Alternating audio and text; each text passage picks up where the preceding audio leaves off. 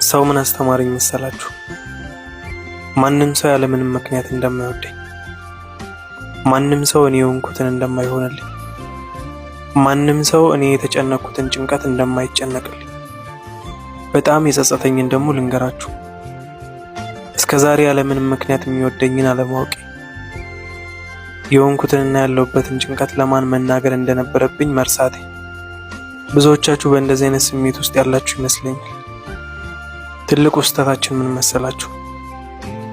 ዓለምን ሁሉ የፈጠረና የሁሉም አምላክ ፈጣሪ አንኳኩ ይከፈትላችኋል፣ ጠይቁም ይሰጣችኋል ያለንን አምላክ ትተን እንኳን ቤታቸውን አንኳኩተን ችግራችንና ጭንቀታችንን ሊሰሙን አይደለም እኛን ለማየት ለሚደብራቸው ሰዎች ችግራችንን ዝርግፍ አድርገን እንናገራለን። እነሱም ምንም እንዳልሰማ ይሆናሉ። አያችሁ፣ ችግራችሁን ለሰው አትናገሩ። ለፈጣሪ ንገሩትና አይቶ የሚረዳችሁን ሰው ይላክላችሁ። አመሰግናለሁ።